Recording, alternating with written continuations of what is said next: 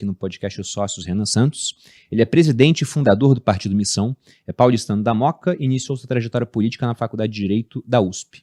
Em 2014, cofundou o MBL e foi um dos principais articuladores das manifestações pelo impeachment de Dilma Rousseff. Ao longo da última década, ajudou a consolidar o MBL como uma das principais forças políticas digitais do país. Em 2025, obteve a aprovação do Partido Missão pelo TSE e hoje é pré-candidato à presidência da República em 2026. Renan, bem-vindo ao Podcast Sócios. Muito obrigado pela oportunidade aqui, uma honra estar aqui presente com vocês. Vamos trocar ideia, né? O tema é nova direita. Que nova direita é essa, né? Pois é, o que você entende por nova direita, cara? Porque quando eu vejo o pessoal que te acompanha, inclusive, você conseguiu conquistar uma massa de pessoas que são, não sei se fanático é a melhor ideia, mas, cara, eles são muito comprados com você. Porque ontem, eu já tinha visto outras vezes, né? Primeiro que seu nome foi muito pedido para vir aqui no podcast.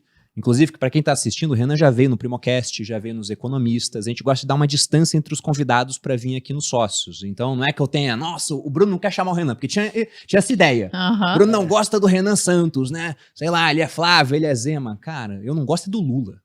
O resto? O restante todo mundo tem minha simpatia, tá? Até que prove o contrário, né?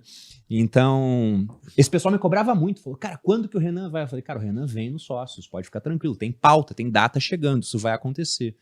Mas isso foi pensado, cara, ou aconteceu naturalmente? É um projeto realmente de conseguir uma massa crítica para poder ganhar uma eleição? Talvez não essa, uma próxima? O que você está pensando? Eu acho muito o que a gente foi... Primeiro, definindo nova direita, né? O termo nova direita, que é tratado aqui, uma parte dos Estados Unidos usa, na própria Europa, dá conta de uma espécie de uma direita que surge através das redes sociais na década passada.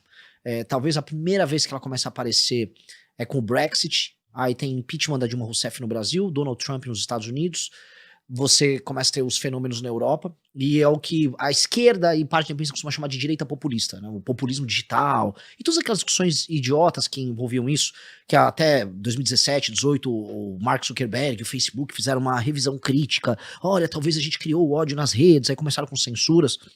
Então, é uma direita basicamente populista que vive de algoritmos de rede social, que endereçou algumas questões que eram tabu em todos esses países. Então o Trump endereçou algumas questões tabu nos Estados Unidos, o Bolsonaro endereçou aqui no Brasil, o Milei, em alguma medida, na Argentina, por mais que ele tenha chegado bem depois, o Salvini na Itália, antes da própria Meloni. E esses caras, entretanto, em geral, quando chegam ao poder, e essa é a crítica, agora começa, eles fazem governos ruins. No geral, se a gente tirar um saldo do que é a nova direita pelo mundo, saindo um pouco do Brasil pra gente abrir a cabeça, são governos frustrantes. Então, o governo Trump, ele não se reelegeu da primeira vez, ele fez um governo que estava indo ok em termos econômicos, a gestão da pandemia foi bagunçada, não soube lidar bem com o Black Lives Matter, perdeu, foi fraco também com a própria base, não está fazendo um grande governo, definitivamente, eu acho que a gente já pode falar aqui que, a despeito do que aconteceu na Venezuela, é um governo que está andando de lado, perdeu a base de apoio dele jovem e masculina, que foi uma das bases centrais para eleger. O governo do Milei precisa se provar, tem gente falando que eles estão maquiando números, não estão exatamente num grande momento. Na Europa, definitivamente a Meloni não resolveu a questão da imigração na Itália, e o bolsonarismo fez um governo ruim no Brasil, eivado de escândalo de corrupção. Então, a nova direita, ela surgiu como um fenômeno eleitoral, mas ela não se provou. Então, tem um problema que é o diagnóstico que a gente fez com o MBL, porque a gente surge em 14, você até colocou na descrição, surge em 14, na mesma esteira, usando as redes sociais para levar para uma massa, para uma população, certas coisas que a imprensa não falava e criando uma identificação comum. A gente criou, fez as manifestações que derrubaram a Dilma Rousseff, participamos muito do processo da Lava Jato, mas nunca chegamos ao poder, porque a gente era muito novo. Na verdade, em 2018 teve eleição presidencial, ninguém nosso tinha idade para concorrer a presidente. Não tínhamos partido, então a gente foi vendo todas as dificuldades que a gente tinha no processo. Então, o que a gente fez nesse período? Se organizou e estudou.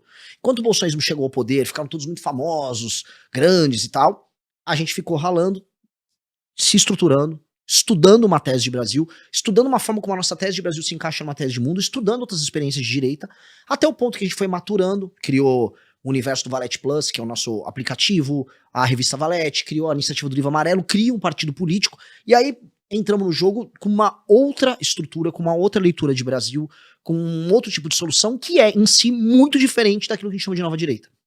Então a gente pode chamar nova direita, assim, apenas como novo e é de direita. Mas eu posso falar desse fenômeno, que é esse fenômeno que começa pra valer, talvez o mundo coloque como momento inicial o Brexit. E era uma resposta ao fracasso da nova direita. Nós somos uma resposta ao fato de que todas as grandes experiências da tal nova direita pelo mundo afora não deram certo. Eles chegam ao poder, mas não conseguem governar. Chegam ao poder, mas fazem governos frustrantes. Há também o lance de todos terem que ficar meio que debaixo do guarda-chuva do Donald Trump. Então tem uma série de problemas. Quem eu acho que é um ponto fora da curva, mas ele não se enquadra nesse lance de nova direita? Nayib Bukele. Ele não era de direita, ele fez um governo com uma prefeitura lá em San Salvador, que era um, vamos dizer, ele era até levemente progressista, era um cara moderno, vamos dizer, meio que nova política. Depois ele vai para a linha do Bitcoin, depois ele vai para a destruição do crime organizado. Só que ele tem parceria com a China, por exemplo, ele defende o sistema público de saúde de El Salvador. Não é exatamente um cara de direita. A inspiração dele, aí eu vou trazer aqui onde eu quero chegar. A inspiração dele é o Lee Kuan Yew, que é o homem que transformou Singapura de um buraco favelizado, sem nenhum recurso natural, talvez no país mais... O país que está no topo em quase todos os indicadores que importam no mundo. E eu acho que ele tem que ser uma inspiração pra gente também. Acho que tem uma fórmula de tornar um lugar que é de terceiro mundo em primeiro mundo, que é dada pro Lee Kuan Yew, que não tem nada a ver com ser de direita, ser conservador, não é sobre isso. E eu acho que essa fórmula é uma fórmula que nós precisamos seguir. Cara, e pegando agora um pouco, né? Eu fui pesquisar sobre você. Por que